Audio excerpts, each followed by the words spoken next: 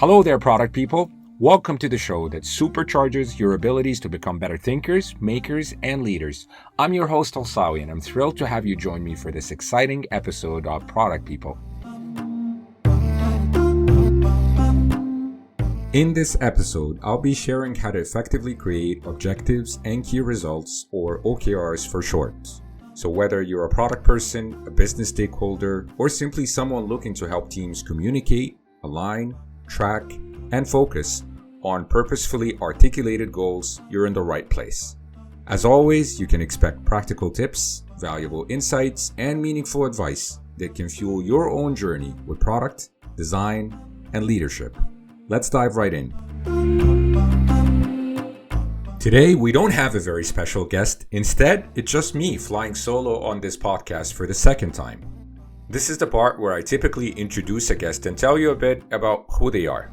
But the notion of speaking about myself in the third person with a praiseful and boastful tone is as awkward as trying to walk in shoes that are 2 sizes too small. Nevertheless, I'd like to take the opportunity to share something meaningful with you.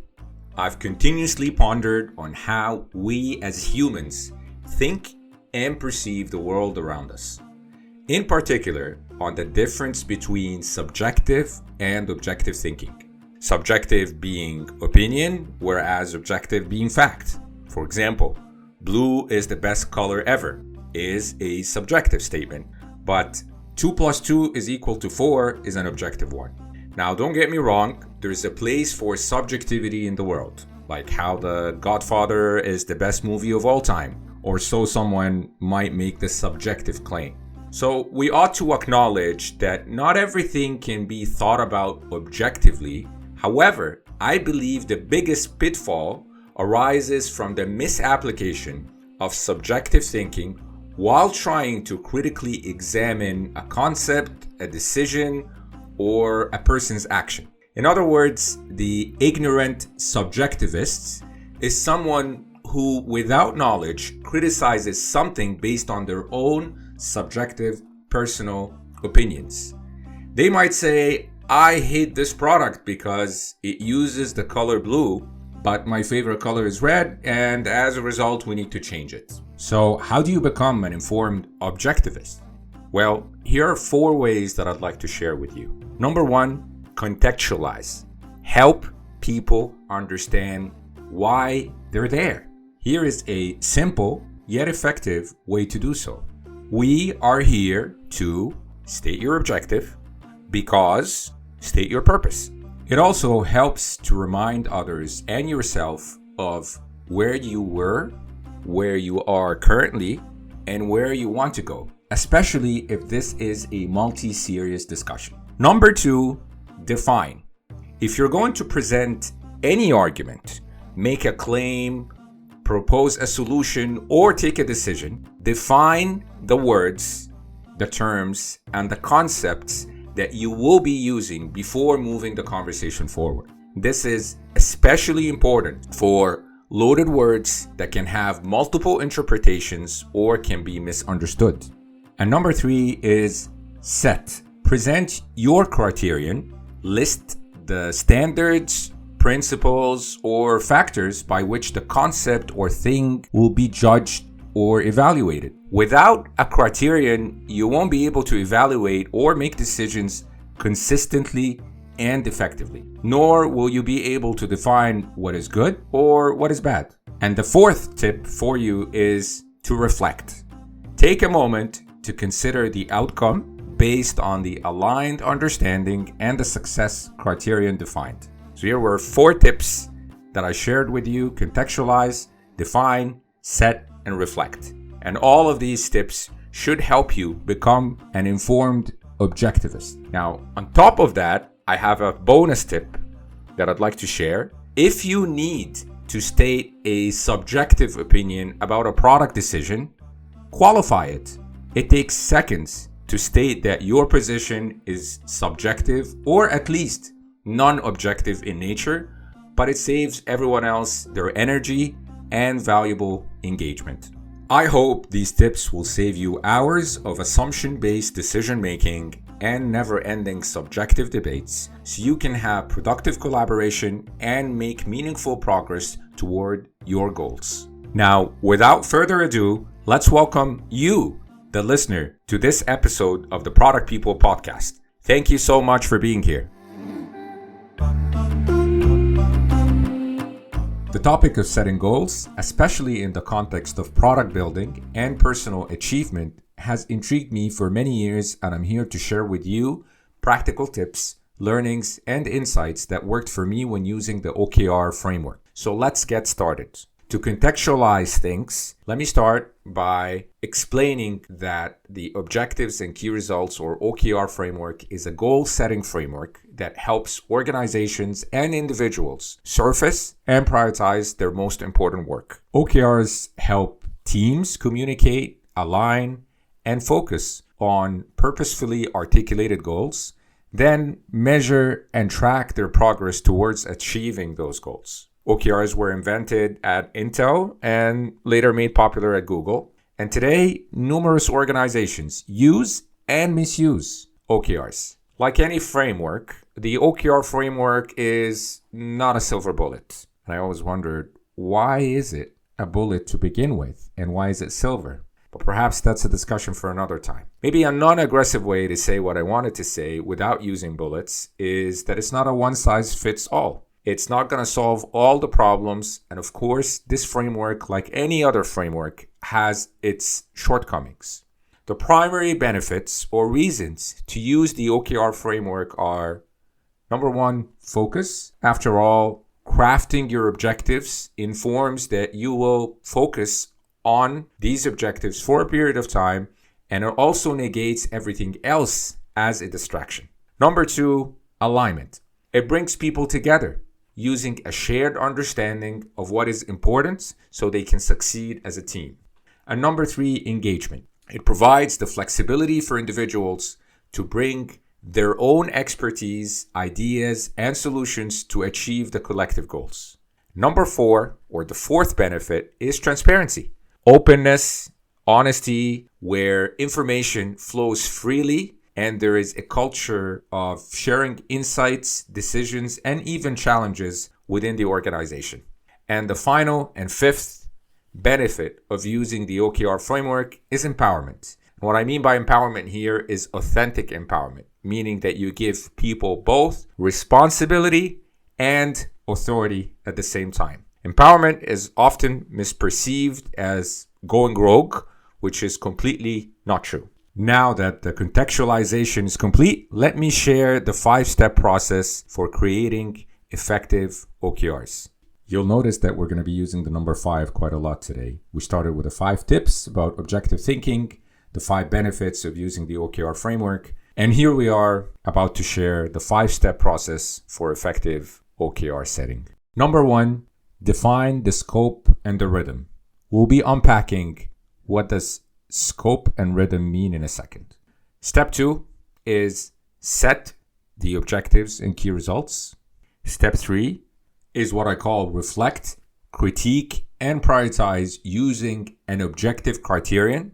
And step 4 is empower people to create the means to achieve the objectives. And finally, step 5 is habitualize progress sharing. To summarize, using a consistent format for the process, always starting with a verb, we will define, set, reflect, empower, and habitualize. Step 1, define the scope and the rhythm. Let's align on what do I mean by scope. So OKRs can be set at many levels within the organization. They can be set at a company level, a department level, a function level, a subgroup, or perhaps even a team. This is known as the scope of the OKRs. The key aspect here is to figure out the level, but also keep it consistent across the organization. Otherwise, all kinds of bad things happen when you mix the dimensions. The most notorious example is the double pull, as I call it, where team members are pulled in multiple directions to achieve competing objectives. The second part is to figure out the rhythm. OKRs can be set for a multi-year plan, an annual plan, a quarterly plan, or even monthly. Step 2 is to set the objectives and key results. Let's start with some definitions first. An objective is something that you, your team, or your organization aim to achieve.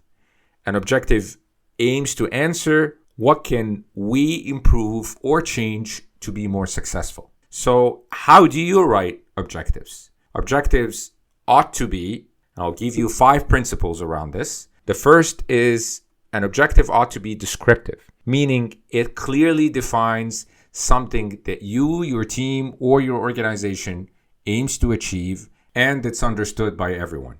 Number 2, an objective ought to be qualitative, meaning it focuses on the meaning, the purpose, and the qualities, not the measurement. And number 3, it ought to be aspirational.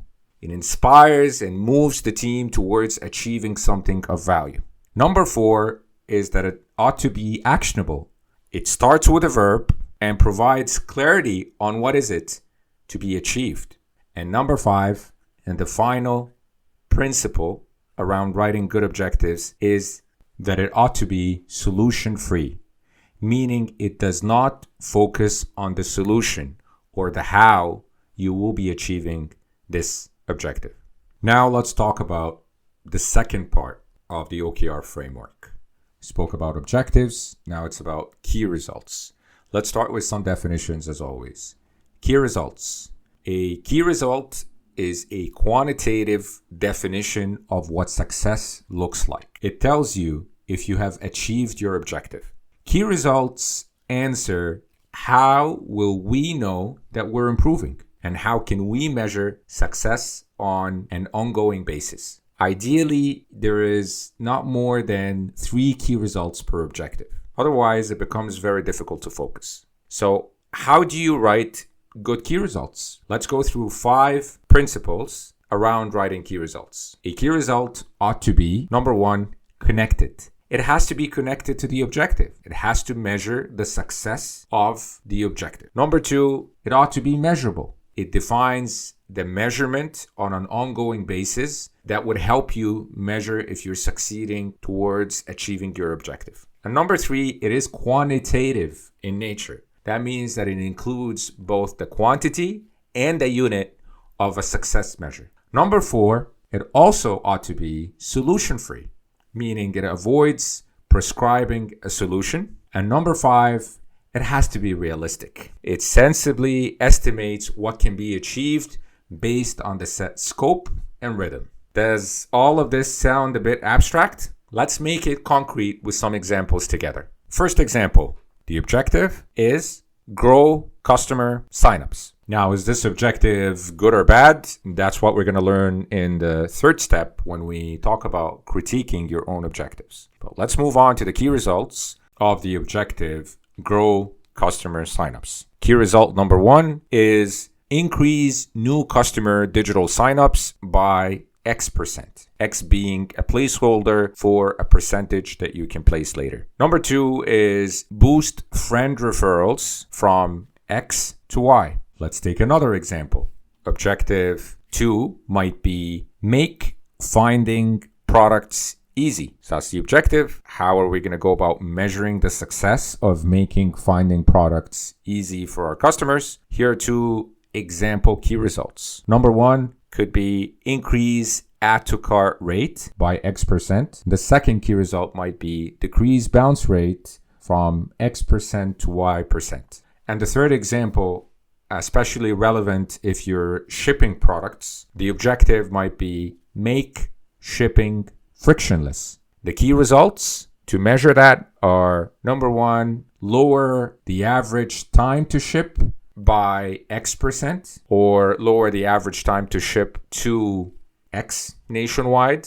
Number 2 might be increase the percentage of on-time shipments by X%. Now we're going to take a short break, and when we're back, I'll be sharing with you how to reflect, critique, and prioritize your OKRs.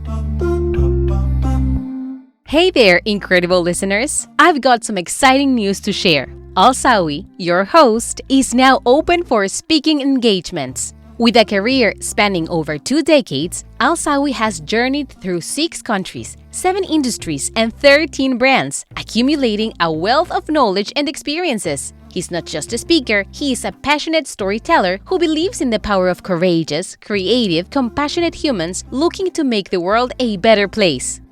Al-Sawi's journey led him to found Prevail in 2022, a social startup on a mission to empower individuals to prevail against the odds of economic, environmental, and social injustice. His latest book, Product People, a journal of laughter and tears, is a testament to his unique perspective on product, design, and leadership. If you're looking for a speaker who can inspire, challenge, and bring a fresh perspective to your event, Al-Sawi is your guy. His passion for helping people grow into better thinkers and makers shines through in every word he speaks. Reach out to Al-Sawi today and let's bring his wisdom and enthusiasm to your next event. Let's continue where we left off. Our next step is to reflect, critique, and prioritize using an objective criterion. And that is the same criterion that we used to create them. So if you remember, we went through 5 principles to write good objectives: descriptive, qualitative, aspirational, actionable, and solution-free. We did the same with 5 principles to create or to write good key results. Key results ought to be connected, measurable, quantitative, solution-free, and realistic. So your first course of action for this step is to look back at the objectives and key results that you wrote and ask yourself, is this objective descriptive, qualitative, aspirational, actionable, solution-free? And if not, how might you make it better? The same applies for key results. You'll be asking yourself if this key result is connected, measurable, quantitative, solution-free, or realistic. I recommend an iterative approach when you're trying to improve on your objectives and key results rather than seeking perfection from the get-go. Which takes us to the second part of this step. After you reflected and you critiqued your OKRs, it's time to prioritize them. You'll also be doing that using an objective criterion. So you'll be asking yourself, why is this objective important? Why is it urgent? How does it measure against other objectives and other questions? Again, a prioritization objective framework will help save you from endless subjective debates and inform how will you go about such prioritization. And this leads us to step 4 in the process. Empower people to create the means to achieve the OKRs. Initiatives are the means to achieve the OKRs, and they answer, what are you going to do to drive progress and achieve the key results that you've outlined? For example, if the objective is extend payment choices, then an example of an initiative may be launch Apple Pay or accept crypto payments. A good framework or template to be able to come up with initiatives is to set it as a hypothesis. Here's a format that I like. We believe that initiative X will help with objective Y, and we will know this when we see key result Z. Now, it's very important that I mention that bringing in research, insights, and experimentation results is critical to springboarding a good initiative ideation session, which leads us to the 5th and final step in the process. Habitualize progress sharing. Now, there's many benefits of cultivating the habit of sharing progress against your OKRs. Number 1, it raises the predictability through consistency. So your stakeholders, your team members, anybody involved in the setting and the success of the OKRs will have a predictable and consistent way to understand where you're at. Number 2, it sets self-accountability. So if you agreed that you are committing to an OKR for a specific scope and within a specific time frame, then that sets accountability for you as an individual and of course as a team. And number 3, it raises the confidence level in value delivery. So the question becomes, how often should OKR owners update and share their key results with their stakeholders? And the answer, it depends. It depends on the context of your organization, but you have to be asking yourself that question. So how does habitualizing progress sharing manifest in practice? Here are some examples. Setting up a quarterly planning session. If you've decided that the rhythm for your OKRs is every quarter. Another example could be sharing product demos on consistent basis with your stakeholders and bringing in the team to present. And this concludes the 5-step process for setting effective objectives and key results. A heartfelt thank you to you, the active listener, for tuning in on how to effectively craft OKRs. We've delved deep into objective thinking, the 5-step process, and the criterion necessary to communicate, align, track, and focus on your goals. I hope the tactics shared will be helpful in your work and personal life. Happy goal setting. I want to express my gratitude to all our listeners. Your support means the world to me. If you found today's episode valuable, please hit subscribe, leave a review, or share this podcast with your friends. I also encourage you to share your feedback and your ideas on what topics you'd like to hear about next on this podcast. Your input is very important as it helps me learn and improve. Stay tuned for more exciting episodes, and until next time, stay courageous, creative, and compassionate. Take care.